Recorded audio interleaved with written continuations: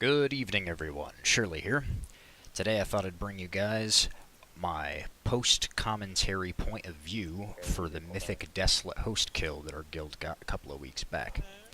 I had a lot of fun with this fight, and I wanted to share it and kind of go over what talents and how I played out the fight, what I was using. So getting right into it here. On pull, I'm in the Shadow Realm, and get a pretty good burst here, even though the knockback's, a bit annoying.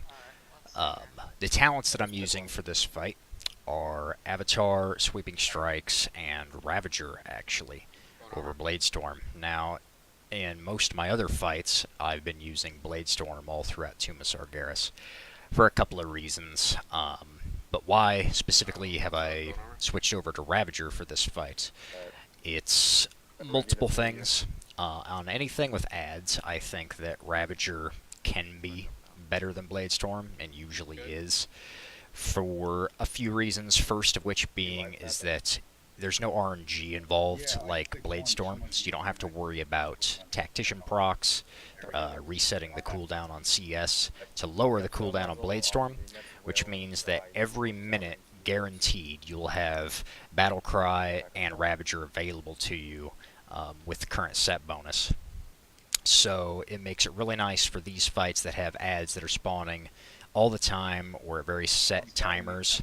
So for example, right here, she just starts casting Wailing Souls, and I know that the cast is going to take her about a minute, so by the time that the next set of ads spawn, I should have Ravager back up again. So that's why I went ahead and used it on those Wardens that came out, because I knew I'd have it as long as I could get it within that window as fast as I could. One thing I missed here, guys, on pull that I wanted to mention, I actually popped out by the sword right on pull here, because on this fight, these ads explode when you kill them, and there's so much DPS going out on pull that I've actually just been one-shot before, just charging in and, whirlwinding. So I go ahead and pop my shield wall. I'm not going to need it later, and not for much later anyway, so I go ahead and use that immediately, and it's pretty good for keeping yourself up here. Our Fury Warrior had to do the same a couple of times with the Rage Regen. Other than that, though, one other thing I want to touch on about Ravager was on AoE fights, it's really nice to be able to put Ravager on all these multi-targets, of course, but it allows you to not only get those big cleave-stacked whirlwinds during the Battlecry window that not only crit, but they also put a bigger dot from Corrupted Blood of Zakaj on these targets. And on top of that, if you can get at least one execute in on some low health targets during the Battlecry window, its value just goes through the roof. It's way better than Bladestorm at that point. If you can get at least one execute during that window, the Corrupted Blood dot is just massive what it does.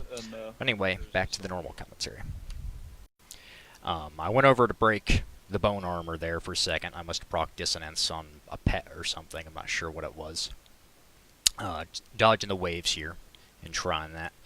I come to like Ravager, actually. I didn't think I would. I've always liked Bladestorm better, just thematically, from a pure RP point of view, I guess. It's just a cooler spell to me. It's what we've had forever. Ravager always seemed kind of silly. That, and I never PvP'd with it since it's not viable. So here the next ads are spawning. Popping on my cooldowns again. I'm also using the Umbral Moonglaves for this fight, which are a hell of a lot of fun for anything with AoE. Once again, I get knocked back from the ads. Not a big deal, though. Still get plenty of damage on the ads. Now here I am just trying to spread the Colossus Smash debuff as much as I can while cleaving down all these ads. And when you're doing this as an arms warrior, you really want to look for opportunities, which are these low health targets, and just start cleaving execute as much as you can, not just on the ads themselves, but back on the main boss.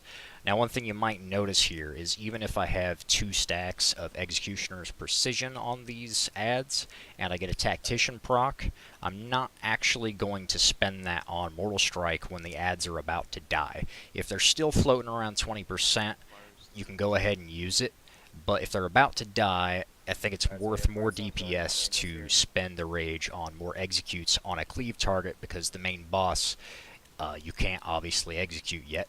So instead of spending all that rage after the fact on just slams, because that big Mortal Strike might have just instantly killed the ad, you're getting in 1 or 2 or 3 extra executes that you might not normally be getting onto the boss. It's just a bit more efficient with your damage spread out over the fight. That being said, you know, if the ads are still fairly high or they're about to die, then you can go ahead and burn that MS. But most of the time, I'm just going to be execute spamming them. Next, I'm holding all my cooldowns here, as you can see. Avatar, Ravager, Battlecry, waiting for Wailing Souls to be over, because I know that as soon as Wailing Souls is going to end, there's going to be a bunch of ads that spawn.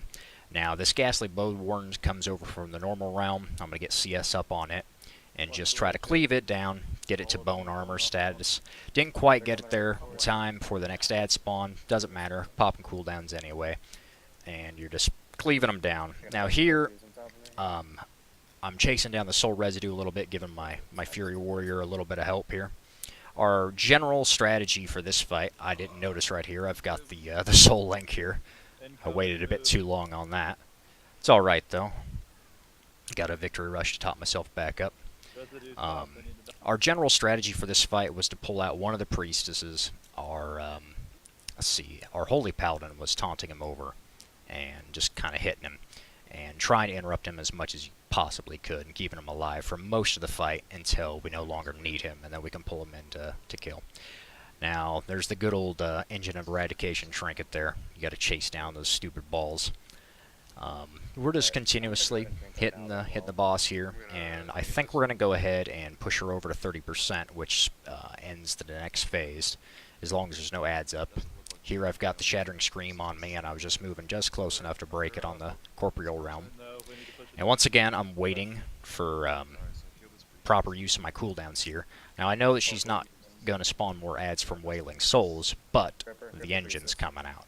So I can come over here, kill the priestess because we don't need it anymore.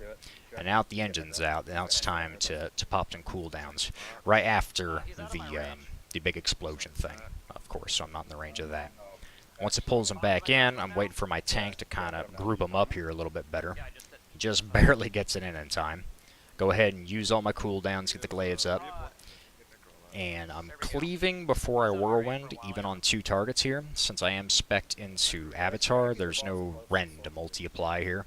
So it's better to just keep cleaving and then cast Whirlwind even on 2 targets. And here I am putting my Colossus Smash up on the Desolate Host, dropping a little bit of damage on it just so you can get that 100% increased damage on the executes, which is really nice for this fight for an Arms Warrior, because by the time the Soul Queen dies, the Desolate Host himself is going to be extremely low health. And that's just off of passive cleave from everybody. The only thing I'm doing is standing next to him to make sure that I'm in the range for sweeping strikes and spreading Colossus Smash when I need to. But otherwise, it's just chunking down the Soul Queen. Now here, the boss itself has enough health that I would usually be spending my Shattered Defenses on the Mortal Strike instead of just spamming like executes like I said earlier on ads, because it's got enough health you want to keep up that, you know, consistent higher DPS. And as we see here, as she drops, the Desolate Host is already at 20% health. Nice and easy. We just get him down. Nobody was dead at the top or the bottom this time around. And all things considered, it went pretty well for our first kill. And in the fights at a silly 10% damage margin. Here, and we're just going to finish the fight. Well, one thing I could have done a little bit better there was probably pop Avatar a little bit beforehand, right at the end there, just to squeeze in that extra couple of executes with it. But that's about it. I hope you guys enjoyed the fight. Let me know what you guys think if you want to see more of this kind of thing in the future, and I'll talk to you guys next time. Peace.